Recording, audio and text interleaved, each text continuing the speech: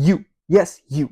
Have you ever been sexually aroused by something that others looked down upon? Or maybe even saw something that was considered taboo and thought negatively of it? I'm here to tell you right now, the word you're thinking of is...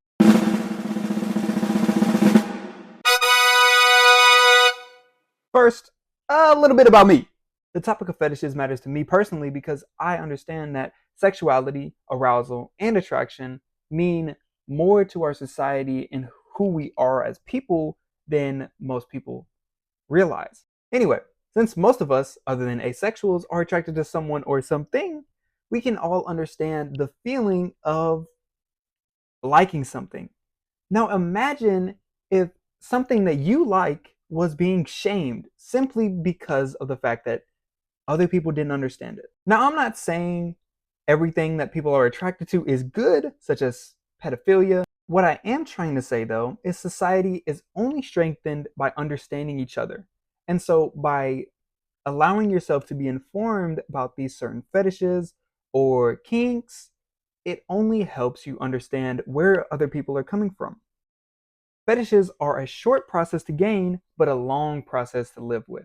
Many people confuse kinks with fetishes, but on paper, they're vastly different. There are many types of fetishes, but what makes all fetishes similar is that they all come from an origin. Maybe a childhood, possibly a brain injury, and maybe even simply by chance. For my first point, I wanted to go over the difference between a kink and a fetish. Brought to us by Smith College Wellness Services Department, a kink is a broad term for any unconventional sexual interests, including activities like costumes, roleplay, and BDSM, as well as non traditional sexual practices. Brought to us by Choosing Therapy, a fetish involves the repetitive use or dependence on a non-living object, such as shoes or leather, and or traditionally non-sexual part of the body, such as feet or hair, in order to achieve sexual satisfaction. Sexual fetishes frequently include both inanimate objects and body parts, such as legs in latex or feet in boots. The fetish object may create sexual arousal through any or all of the senses, including feel, smell, or appearance. The main distinction between a fetish and a kink is that a fetish is a necessary tool used for one's arousal, while a kink is more complementary.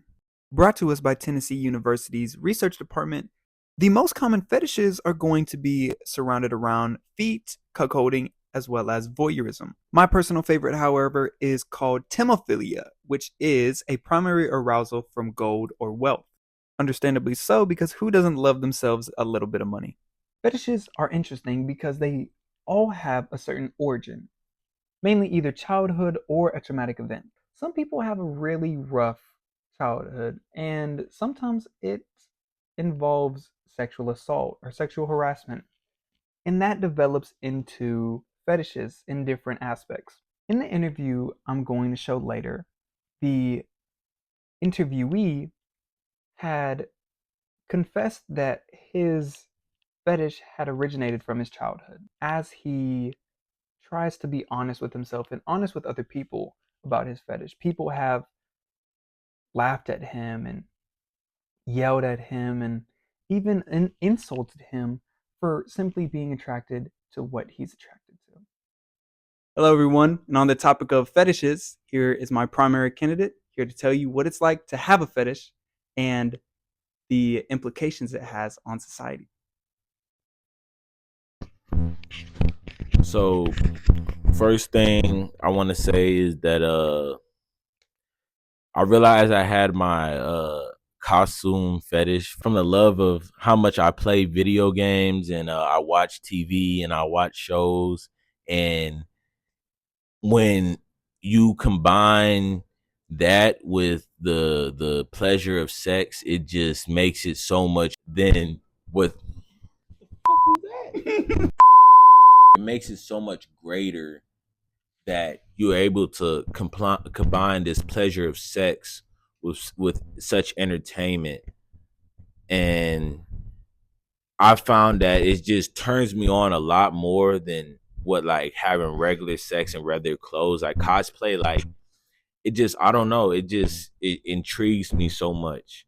And one thing I can say about having this fetish is that like I have not like been able to have regular sex like in regular clothes, and like I would say close to like 4 years. Like any girl I get with, like I make them wear a costume, and it just like I have to be like I have to imagine the cosplay in my mind. I want to be able to like feel like the fabric and feel the whatever like from the costume or character they're cosplaying. If I'm fucking and like I'm fucking and, like my mask is touching her, I'm like I'm Batman or something. Like it just I don't know what it is. It just gets me there. You know what I'm saying? Like it just it's not much else I can really ask for. Like it's just amazing. And thank you so much for my primary candidate.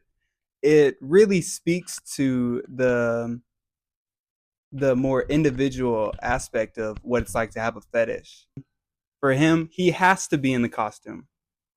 And for his partner, they have to be in the costume too. It's not exactly a topic about normal versus weird. It's just what he has to do to get his sexual release. And I would like to get his opinion about how other people have responded to him having this certain fetish. Sometimes I'll just go into public and wear a Batman costume, and I'll get weird licks and stuff. But I mean, let's say like some girls wearing a Harley Quinn costume, like, oh, okay, you like the cosplay, like that, you feel me? I like the cosplay too, and then I tell her about how I mix it with sex and whoop de whoop, and it's either like a hit or miss. Sometimes they either okay, I like that, and then sometimes like, oh, you're a weirdo, and it's okay. So it's just sometimes it really just depends on the person and like how close I am with them. And I'd like to thank him for sharing his experience with this fetish because there's a certain stigma towards fetishes that makes other people scared to even find their community and find people that can even relate to them. And so I deeply appreciate the fact that he's able to sit here on camera and let the world understand how it feels to have a fetish. I would like to touch on one more thing too. To anybody who feels that that this is like a weird or like a non-realistic fetish, I just want you to realize the reason why Halloween what it is because of the slutty costumes, because of showing too much skin, of such lewd behavior. It like it A lot of people don't realize it really turns them on, or like they have a fetish for it. But I'm just more open and honest with the fetish. So yeah. In my opinion, I feel like it clears a lot of stuff up about the preconceived notions towards fetishes. They aren't as bad as people lead them on to be. He has a lot of fun doing what he loves, dress up in costumes and live the way that he wants to live. It's a certain desire. People, we may not have it, but he does. And what matters is that we accept him and we understand deeper than simply our own preconceived notions. Nonetheless, fetishes are important and are vital to who we are as individuals as well as who we are as communities. Sexual acts and beliefs have strengthened relationships with people so strong that they have built families, safe spaces, and even have helped those who face the negative side effects of sexual attraction. Fortunately, it is known that those who have developed either unhealthy or obsessive fetishes and or infatuations have an origin. And due to that, scientists, doctors, and even people in the community are able to reach out to them in a more humanistic and realistic perspective and help them overcome their internal issue. Hello, everyone. I would like to thank y'all so much for watching, and I really hope this helped your understanding of how fetishes are not only gained, but how it is to live with them, both the stigma as well as the attraction.